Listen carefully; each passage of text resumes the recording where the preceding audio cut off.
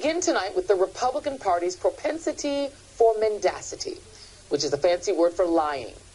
That's right. Today, we were yet again reminded of just how committed to lying they are in order to win. Facts be damned. As you know, back in December, House Republicans voted to formalize their impeachment inquiry into President Biden, despite no evidence of any wrongdoing, let alone high crimes and misdemeanors. Those are the facts. But over in MAGA world, we know facts are a mere inconvenience. Every time Republicans and their propaganda mouthpieces over at Fox, Newsmax, and OAN were confronted with the reality that there's actually nothing to impeach Biden for, they breathlessly assured us that they had the goods. Really, really, really, we swear. And they frequently cited the existence of an FBI informant, who we now know is Alexander Smirnov. Smirnov, the informant and an operative with ties to Russian intelligence, allegedly told the FBI in a document now known as FD 1023 that in 2015 he had a contact at Burisma who claimed that Vice President Biden and his son Hunter had each accepted a $5 million bribe to protect Burisma from all the things. Oh, and he also claimed to have recordings of all of it. Republicans' MAGA media caught wind of this from a mysterious whistleblower, and boom, they had their bombshell.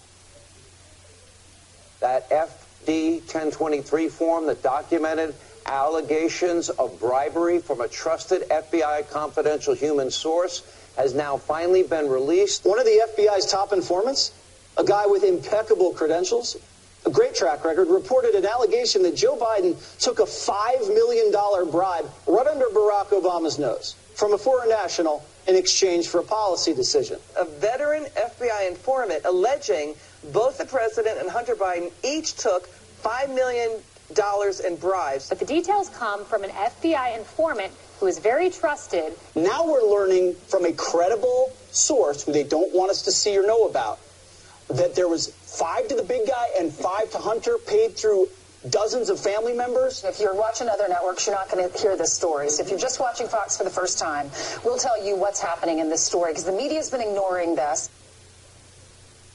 I guess Fox's standards department was out to lunch when they did those stories. Because what they're pushing, we now know, is a lie. How can I be so sure?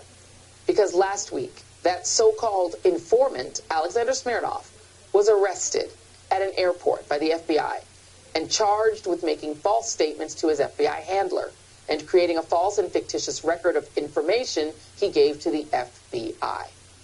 According to DOJ documents, Smirnov transformed his routine and unextraordinary business contacts with Burisma, not in 2015 when Joe Biden was vice president, but rather in 2017 and later when Biden was a private citizen with no ability to influence anything for any company, into bribery allegations. He made up these allegations against the presumptive presidential nominee of one of our 2 major political parties after expressing bias against Biden and his candidacy. The story doesn't end there. Yesterday, the Justice Department pleaded with a judge to keep Smirnov behind bars because they concluded he was a flight risk. Why, pray tell? Well, he told agents that he had recent contact with foreign intelligence services, including Russian intelligence agencies, and has had such contacts recently. Some of those contacts are described as someone who purportedly controls 2 groups of individuals tasked with carrying out assassination efforts in a third-party country, a Russian representative to another country, and someone with ties to a particular Russian intelligence service. All of that sounds pretty bad. But that's not even the worst part. According to the DOJ, Smirnov is actively peddling new lies that could impact present and future U.S. elections after meeting with Russian intelligence officials in November. And guess who helped mainstream these unverified claims at the time Smirnov was making them? Iowa's nonagenarian senior Senator Chuck Grassley, the president pro tem of the Senate, who in 2020 had just completed his own investigation into the Biden corruption claims, but found no evidence of improper influence or wrongdoing by the former vice president. That little inconvenient truth did not stop Grassley from pushing the Biden corruption narrative. In 2022, he cited a new supposed whistleblower And Grassley pushed Smirnov's claims to the hilt. Here he is on the Senate floor, pushing what amounts to a literal Russian lie. The FBI document shows a criminal bribery scheme. The criminal scheme included Joe Biden, Hunter Biden, each being paid $5 million for Joe Biden to take a policy position in favor of foreign nationals. That policy position was ultimately taken. Joe Biden even bragged about it. What have my Democratic colleagues done to investigate that evidence? What has the Biden Justice Department done? Grassley then recruited his House MAGA counterparts, Oversight Chairman James Comer and Judiciary Chairman Jim Jordan, who just ran with it. Do you believe that this is now officially the Joe Biden bribery allegation, and do you believe that you will be able to prove that? Jim Comer. I sure hope so, and I do believe that there's a lot of smoke. And where there's smoke, there's fire. Senator Grassley he's the guy who's worked with more whistleblowers in this town than anyone else. He thinks it's credible enough to bring this. The whistleblower brought it to him. He thinks it's credible enough to say it on the Senate floor. We have basic information with respect to what the informant has alleged, and it's very serious. It alleges that Joe Biden, when he was vice president, was involved in a quid pro quo with a foreign country in exchange for foreign aid. This is a very serious accusation.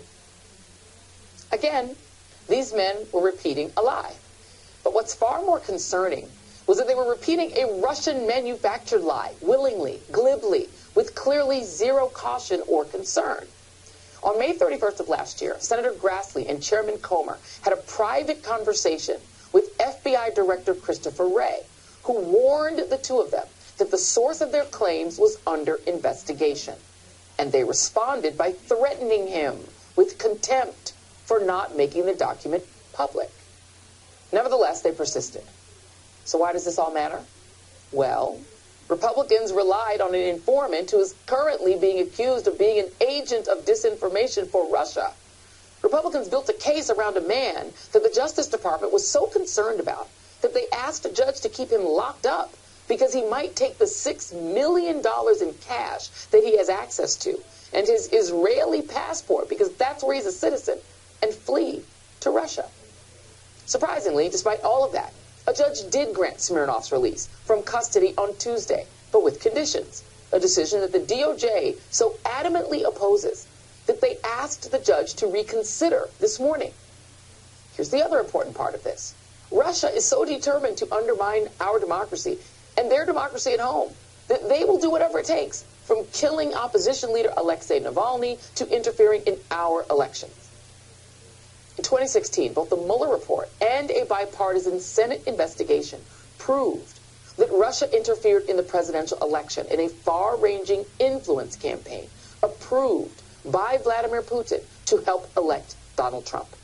In 2020, they sought to do it again, this time making Rudy Giuliani, the target of a Russian influence operation aimed at circulating lies about Joe Biden, which he willingly did when Giuliani traveled to Kyiv in 2019 and met with a Ukrainian lawmaker whom the U.S. government later labeled an active Russian agent and sanctioned on grounds that he was running an influence campaign against Biden.